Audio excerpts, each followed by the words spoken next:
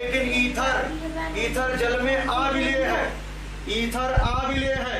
Alcohol और ether दोनों क्रियात्मक समूह समावयी होते हैं।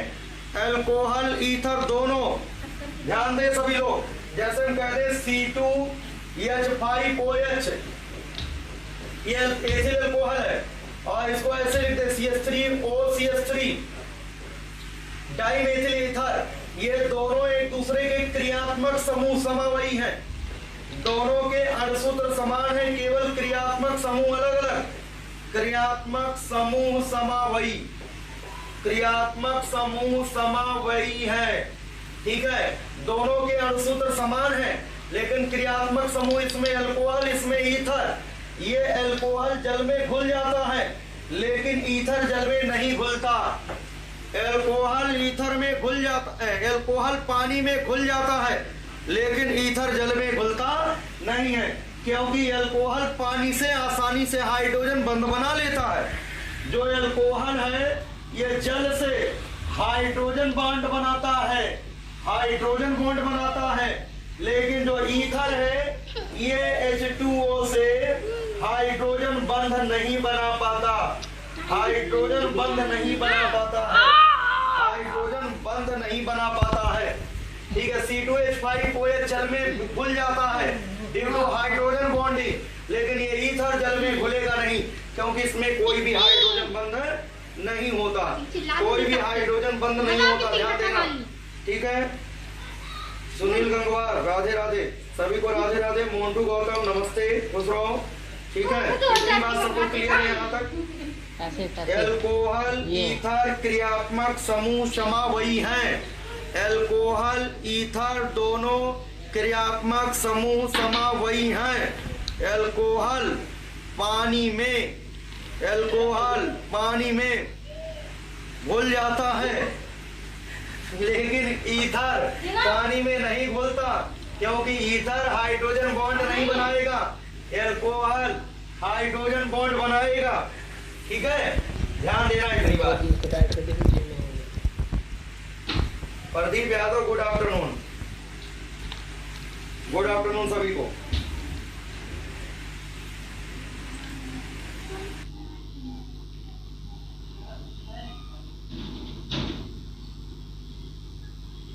नहीं है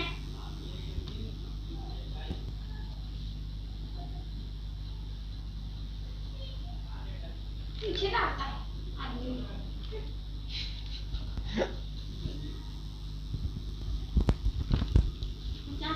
ले जा। 10 के नहीं है का उसमें? 15 रुपए है। 5 और ले लो, यहाँ सिक्के के नीचे रखे हैं।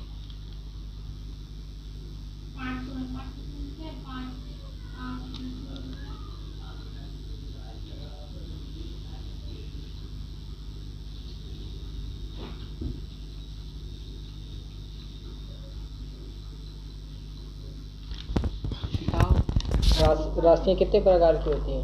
क्या?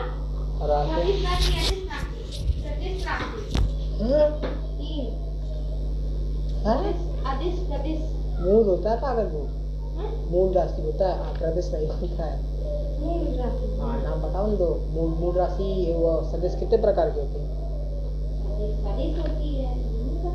एल्कोहल वाटर में सॉल्युबल है बट ईथर नॉट। ईथर जो है सॉल्युबल नहीं है। ठीक है, यहाँ तक तो सबको समझ में आ गया होगा। ईथर जल में अविलेय है क्योंकि हाइड्रोजन बंध जल से नहीं बनाता है। ईथर जल में नहीं घुलता है। ठीक है, सॉल्युबल नहीं है। Ether not soluble in water due to no hydrogen bonding with water. Water के साथ ईथर हाइड्रोजन बॉन्ड नहीं बना पाएगा। H2O के साथ कोई भी हाइड्रोजन बॉन्डिंग नहीं होती है। ये पूछा जाता है कि ईथर जल में नहीं घुलता क्यों? हाइड्रोजन बंध ना बनने की वजह से। चलो भाई, अगला क्वेश्चन देखते हैं। हाइड्रोजन बंध 2 प्रकार का होता है। There are 2 types of hydrogen bonding. Hydrogen बंध के प्रकार, हाइड्रोजन बंध कितने प्रकार का होता है? 2 प्रकार का। एक होता है अंतरा आणविक हाइड्रोजन बॉन्डिंग, एक होता अंतरा आणविक हाइड्रोजन बॉन्डिंग। इसका मतलब होता है इंटरमॉलिक्यूलर हाइड्रोजन बॉन्ड। इसको बोलते हैं इंटरमॉलिक्यूलर हाइड्रोजन बॉन्ड, और इसको बोलते हैं इंट्रामॉलिक्यूलर हाइड्रोजन बॉन्ड। इसको कहते हैं intermolecule, intermolecular, intermolecular, intermolecular hydrogen bond, अंतरा आणविक हाइड्रोजन बंध, और इसको कहते हैं अंतः आणविक हाइड्रोजन बंध। इसे कहते हैं इंट्रामॉलिक्यूलर, इंट्रामॉलिक्यूलर हाइड्रोजन बॉन्ड। इसे कहते हैं इंट्रामॉलिक्यूलर हाइड्रोजन बॉन्ड, और इसे कहते हैं इंटरमॉलिक्यूलर हाइड्रोजन बॉन्ड। इंटरमॉलिक्यूलर का मतलब होता है अंतरा आणविक, और इंट्रामॉलिक्यूलर का मतलब होता है अंतः आणविक। ठीक है, इतनी बात सबको समझ में आया? नोट कर लो, हाइड्रोजन बंध दो प्रकार का होता है, एक अंतरा आणविक हाइड्रोजन बंध, अंतरा आणविक हाइड्रोजन बंध, और दूसरा होता है अंतः आणविक हाइड्रोजन बंध। ठीक है, चलिए आगे देखते हैं। 235 नंबर पॉइंट ये है कि अंतरा आणविक हाइड्रोजन बंध क्या होता है। अंतरा इंटरमॉलिक्यूलर हाइड्रोजन बॉन्डिंग, अंतरा आणविक हाइड्रोजन बंध, अंतरा आणविक हाइड्रोजन बंध क्या होता है, ये हम लोगों को समझना है। तो क्या करना है, जब हाइड्रोजन बंध अलग अलग अणुओं के बीच बनता है, जब हाइड्रोजन बंध, जैसे मान लो AH है, इसमें हाइड्रोजन है, और ये मान लो B है और यहाँ पर O है।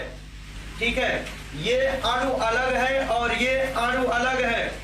जब इनके बीच हाइड्रोजन बंध बनेगा, HO के संपर्क में आएगा, जब ये अणु अलग हो, ये मॉलिक्यूल अलग हो, इसका कुछ अलग नाम हो, इसका कुछ अलग नाम हो, तो ऐसे को बोलते हैं इंटरमॉलिक्यूलर। क्या बोलते हैं? इंटरमॉलिक्यूलर बोलते हैं। इसको बोलते हैं इंटरमॉलिक्यूलर। आलोक उपाध्याय बता रहे हैं, ये देखो ध्यान से सुनो, जो बता रहे हैं उसको ध्यान से सुनिए। ठीक है, इंटरमॉलिक्यूलर का मतलब है अलग अलग अणुओं के बीच अगर हाइड्रोजन बंध बने, जब हाइड्रोजन बंध अलग अलग मॉलिक्यूल्स के बीच बनता है तो उसे इंटरमॉलिक्यूलर हाइड्रोजन बॉन्डिंग कहते हैं, उसे इंटरमॉलिक्यूलर हाइड्रोजन बॉन्डिंग कहते हैं। ठीक है, इतनी बात सबको समझ में आ गया? ठीक है, यहां तक क्लियर है सभी को? अगर अलग अलग मॉलिक्यूल के बीच, जैसे मान लो एक है HOH, है ना, एक अणु ये है, पानी है, और एक है बच्चों HF, एक है HF।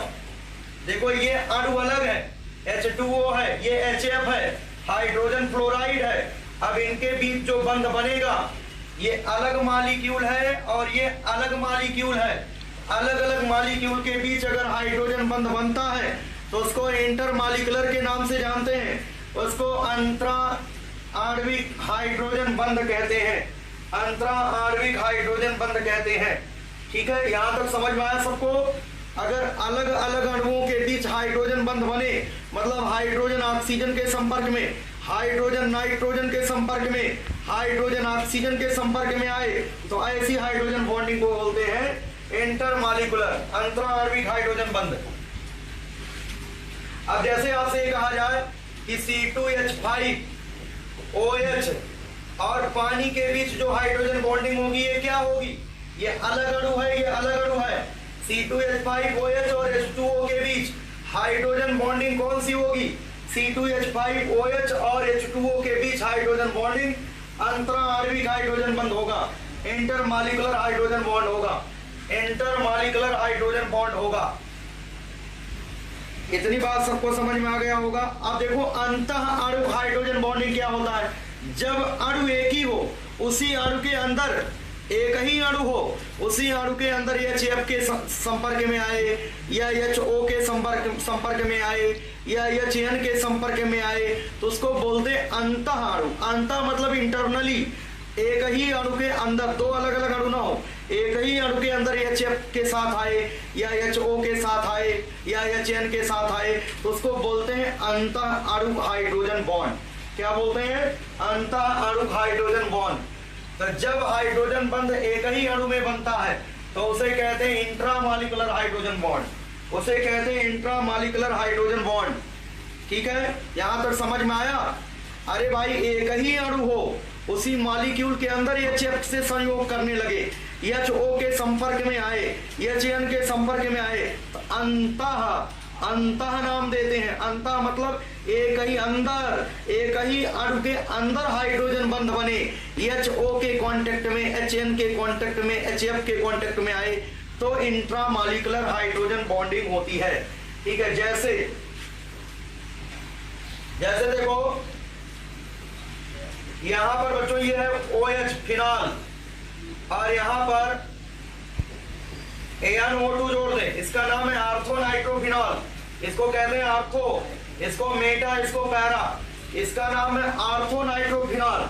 देखो यहां पर ये HN के संपर्क में अंदर में ही आ जाएगा, HN के संपर्क में, ये हाइड्रोजन इस नाइट्रोजन के संपर्क में देखो आ जा रहा, एक ही अणु है आर्थो नाइट्रोफिनॉल, इसी के अंदर HN के संपर्क में आ रहा कि नहीं आ रहा, HN के संपर्क में आ रहा है या HO के संपर्क में आ रहा है, एक ही अणु के अंदर हाइड्रोजन बॉन्डिंग जब होगी तो उसे अंतः अणु कहते हैं।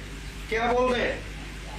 अंतः अणु कहते हैं। बोलो यहां तक एक बार क्लियर करके बताओ, यहां तक समझ में आया सभी को कि नहीं? ठीक है, इतनी बात समझ में आया?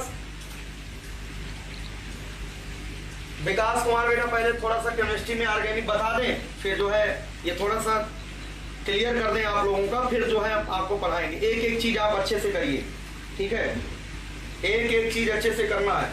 ठीक है, तो यहाँ पर एक ही अणु के अंदर अगर हाइड्रोजन बॉन्डिंग हो रही है, इसको बोलते हैं अंतः अणु। क्या बोलते हैं? अंतः अणु कहते हैं। एक ही अणु के अंदर अगर है तो अंतः अणु होता है, और अगर दो अलग अलग अणुओं के बीच होता है तो उसे क्या बोलते हैं? अंतरा आणविक हाइड्रोजन बॉन्डिंग होती है। ठीक है, इतनी बात सबको समझ में आ गया होगा।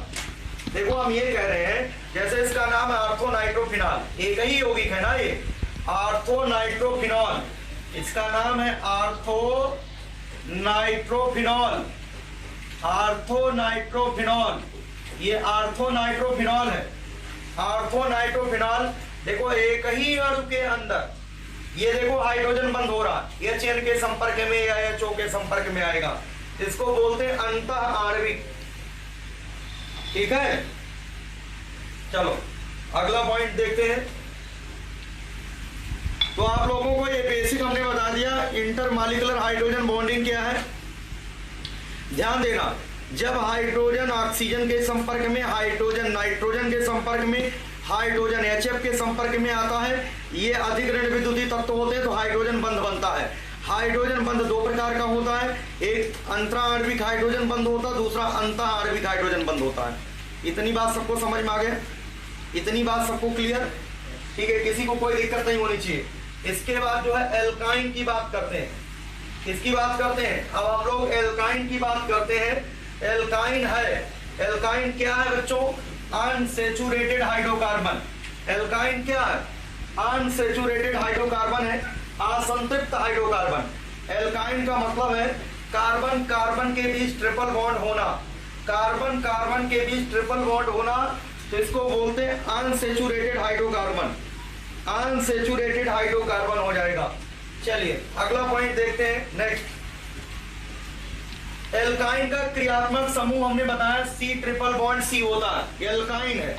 ठीक है, एल्काइन का ये फंक्शनल ग्रुप है, इसको कहते हैं क्रियात्मक समूह। नोट कर लीजिए, फंक्शनल ग्रुप जो होता है C ट्रिपल बॉन्ड C होता है, एल्काइन अनसैचुरेटेड होता है, असंतृप्त होता है। 239 देखते हैं पॉइंट, अगला पॉइंट। एल्काइन का सामान्य सूत्र बच्चों होता है CnH2n-2, CnH2n-2 एल्काइन का जनरल फार्मूला है CnH2n-2।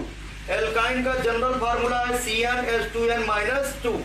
ठीक है, जनरल फार्मूला एल्काइन का CnH2n-2 हो जाएगा। चलिए भाई 240 नंबर पॉइंट देखते हैं। यहाँ पर 240 नंबर है।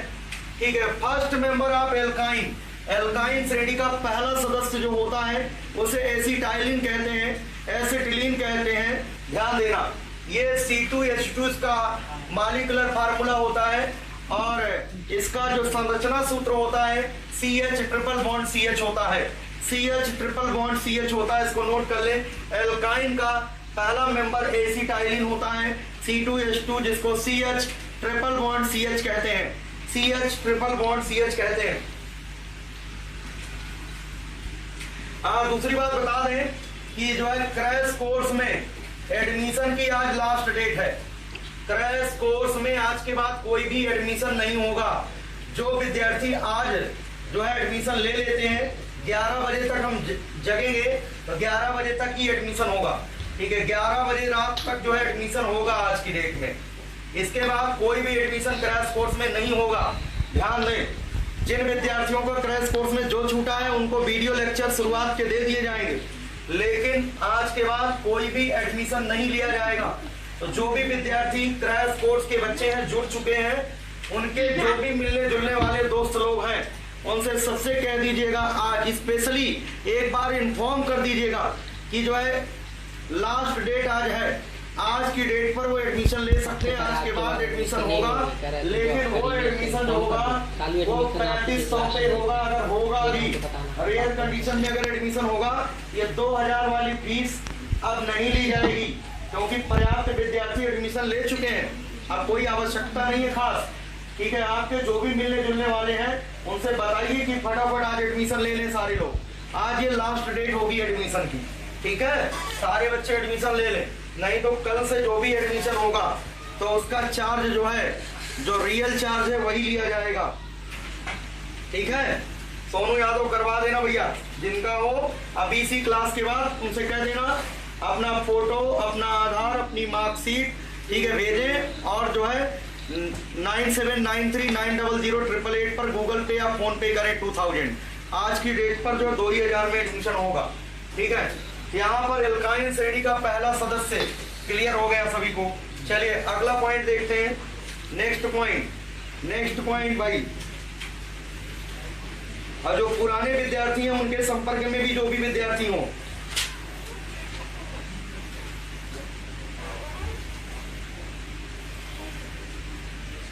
आदित्य विश्वकर्मा बेटा नोट बना लो,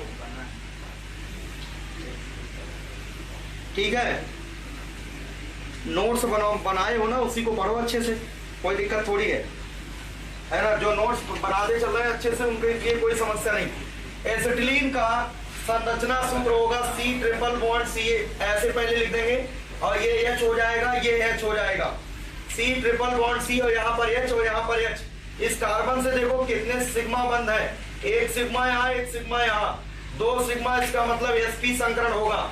इस कार्बन पर 1 सिग्मा, 2 सिग्मा, इसका मतलब ये sp संकरण होगा, sp संकरण होगा। एसिटिलीन का प्रत्येक कार्बन परमाणु जो है sp संकरित होता है। ध्यान देना, बंध कोण, ये जो बंध कोण होता है बच्चों 180 अंश होता है।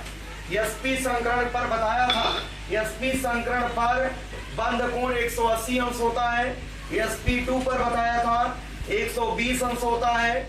sp3 संकरण पर बताया था 109 डिग्री 28 मिनट होता है, ठीक है। एसिटिलीन में प्रत्येक कार्बन परमाणु का संकरण क्या होता है, तो आप कहेंगे क्या होता है, sp होता है। अब पूछा जाए एसिटिलीन में सिग्मा और पाई बंध कितने हैं, 1 सिग्मा, 2 सिग्मा, 3 सिग्मा, तो 3 सिग्मा बंध है यहाँ पर और इसमें 2 पाई, 3 सिग्मा 2 पाई बंध है।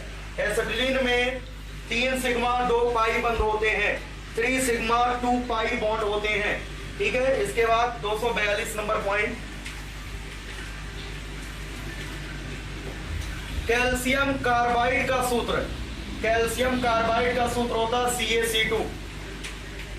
CaC2 कार्बन कैल्शियम कार्बाइड होता है। CaC2 की अगर संरचना बनाएं, CaC2 की संरचना यहां पर ऐसा हो जाएगा, C ट्रिपल बॉन्ड C, यहां पर कैल्शियम, ऐसा लगता है C ट्रिपल बॉन्ड C, ये एसिटिलीन में होता है। इसी का दूसरा नाम है कैल्शियम एसिटिलाइड। कैल्शियम कार्बाइड का दूसरा नाम है कैल्शियम एसिटिलाइड। एसिटिलाइड क्यों कहते हैं, क्योंकि ये एसिटिलीन वाला C triple bond C acetylene में भी होता है, इसका नाम कैल्शियम एसिटिलाइड भी कह सकते हैं। ये कैल्शियम एसिटिलाइड इसको कहते हैं। ठीक है, कैल्शियम कार्बाइड है। 242 नंबर पॉइंट हो गया। चलिए नेक्स्ट देखते हैं। अगला है, यहाँ पर कैल्शियम कार्बाइड को कहा जाता है, वही चीज जो भी हमने बताया, कैल्शियम कार्बाइड का दूसरा नाम है कैल्शियम एसिटिलाइड। इसे कैल्शियम एसिटिलाइड कहते हैं। कैल्शियम कार्बाइड को कैल्शियम एसिटिलाइड कहा जाता है। ठीक है, इसके बाद नेक्स्ट देखते हैं अगला। ठीक है, संरचना यहां बना लीजिए। कैल्शियम कार्बाइड का संरचना सूत्र अभी बताया था, Ca कैल्शियम, और यहाँ पर C ट्रिपल बॉन्ड C।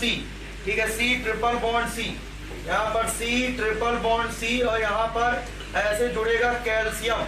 ये हो जाएगा कैल्शियम एसिटिलाइड या कैल्शियम कार्बाइड का संरचना सूत्र है। कैल्शियम कार्बाइड का संरचना सूत्र, कैल्शियम कार्बाइड का संरचना सूत्र, स्ट्रक्चरल फार्मूला, कैल्शियम कार्बाइड का संरचना सूत्र ये है।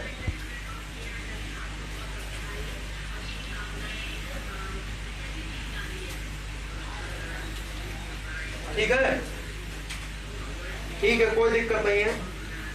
शिवम यादव बेटा बता देना, जिनको एडमिशन लेना हो सारे लोग जो है जुड़ जाए। ठीक है, यहाँ पर C ट्रिपल बॉन्ड C, ये हो जाएगा कैल्शियम कार्बाइड।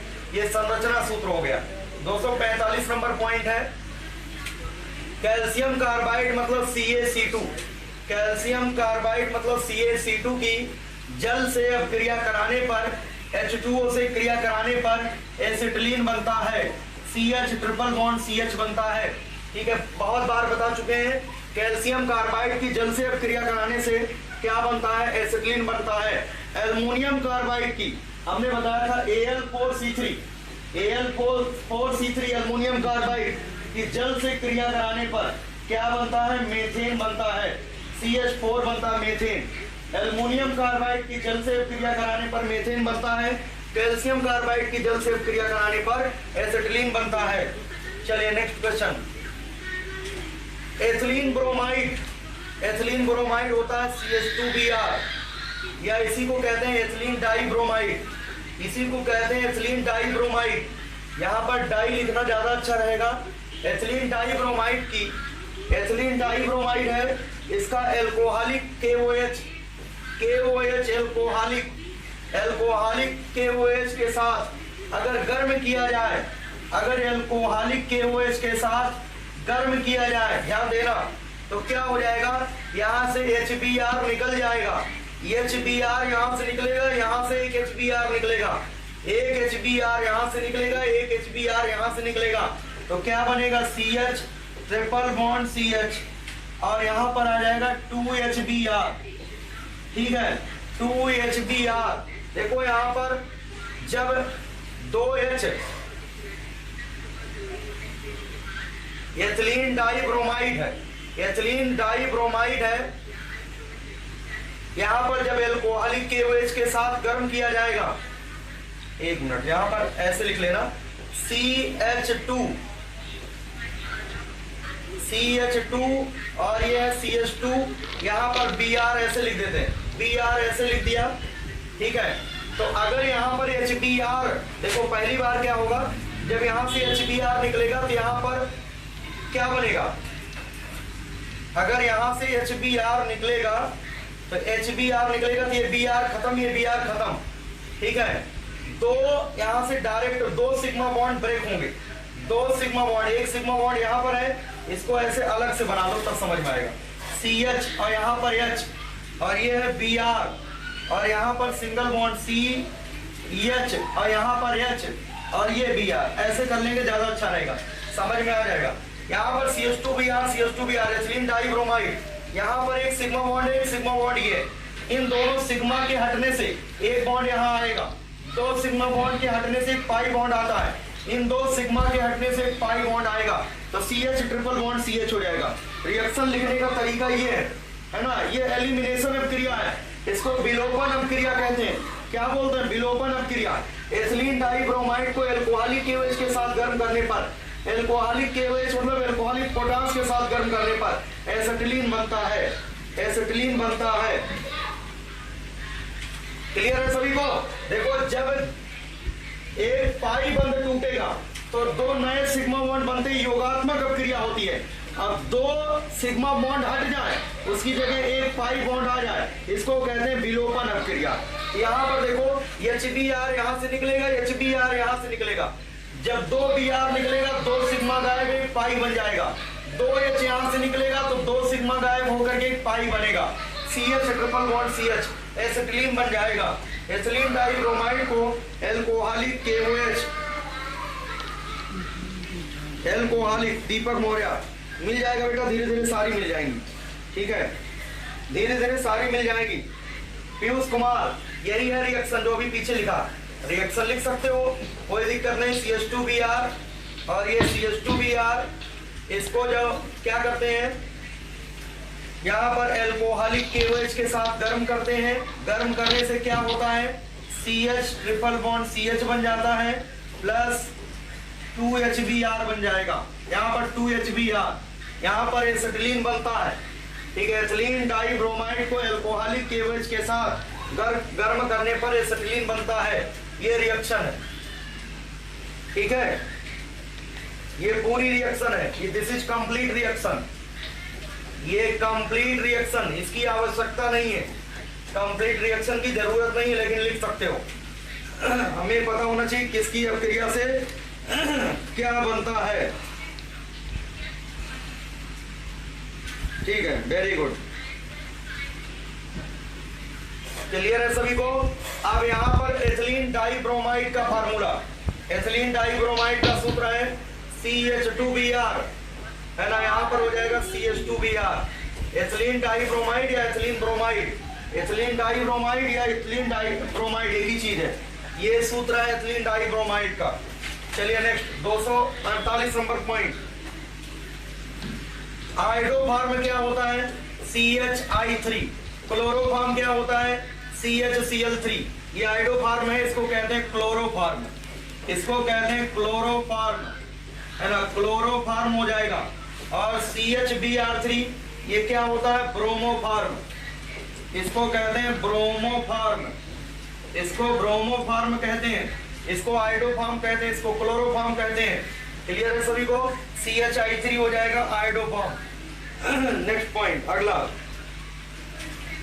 क्लोरोफार्म CHCl3, ठीक है, ट्राइक्लोरोमेथेन, इसका IUPAC नाम हो जाएगा ट्राइक्लोरोमेथेन, क्लोरोमेथेन, ट्राइक्लोरोमेथेन, लिख लिख के पढ़ा करो, रिवीजन किया करो घर पे, ट्राइक्लोरोमेथेन क्लोरोफार्म कहलाता है। नेक्स्ट पॉइंट, ब्रोमोफार्म CHBr3, ट्राइब्रोमोमेथेन, ट्राइब्रोमोमेथेन हो जाएगा। केशव शर्मा कह रहे हैं ऑर्गेनिक केमिस्ट्री के कितने प्रश्न कराओगे, कम से कम 1000, 1000 प्रश्न होंगे, अभी तो 250 हुआ केवल, ठीक है। ब्रोमोफार्म CHBr3, CHBr3, है ना, ब्रोमोफार्म, ट्राइब्रोमोमेथेन, इसको कहते हैं ट्राइब्रोमोमेथेन,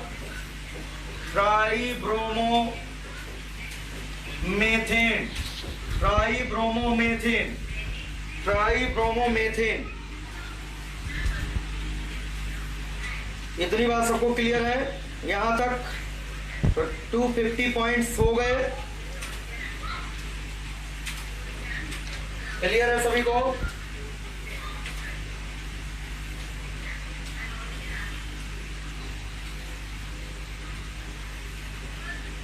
क्लियर है सभी को यहां तक। अब इसके बाद जो है आप एग्रीकल्चर की क्लास के लिए रेडी हो जाइए, ठीक है, सभी लोग एग्रीकल्चर की क्लास के लिए रेडी हो जाएं। 250 पॉइंट हो गए, 50 और हो जाए, 300 हो जाए, फिर आपको एक PDF दिया जाएगा। 50 क्वेश्चन और होने दो, एल्काइन कंप्लीट हो जाए, फिर आपको जो है ये PDF मिल जाएगी, ठीक है। PDF की चिंता नहीं करो, नोट करते चलो, साथ साथ में धीरे धीरे पढ़ाया जाना, तो नोट करते चलो। जो क्रैश कोर्स के विद्यार्थी हैं, फिर से एक बात सुन लें, आपके स्कूल के जितने भी बच्चे अगर इंटरेस्टेड हों